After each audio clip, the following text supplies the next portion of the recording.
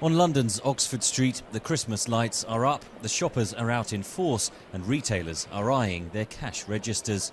But pedestrians are not alone on one of Europe's busiest shopping streets.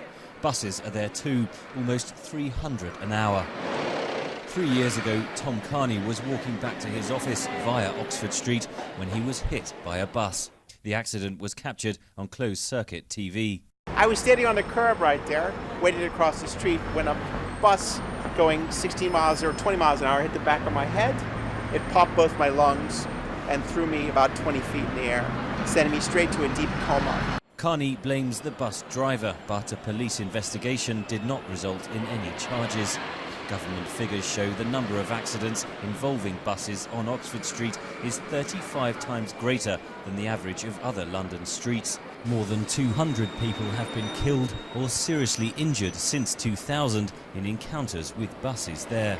Kearney recovered and is now campaigning for improved safety on this famous street. If you look at what Mayor Bloomberg has done in New York City with Broadway and Times Square, if you look at what other cities have done across Europe, Vienna, Istanbul, they have pedestrianized major thoroughfares to allow people to walk and shop in peace and without danger. The Greater London Authority will have the final say on banning buses or pedestrianising Oxford Street. Stephen Knight is an elected London Assembly member.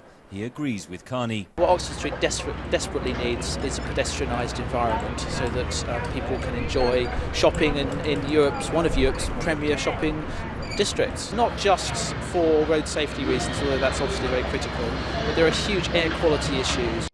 Transport for London oversees public transportation across the capital.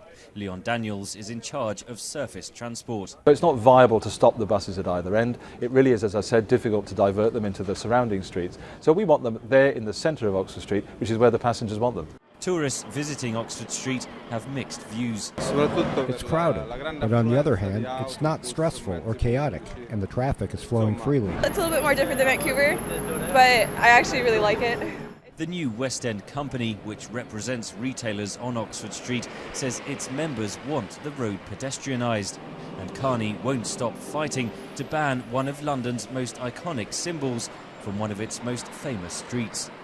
Henry Ridgwell for VOA News, Oxford Street, London.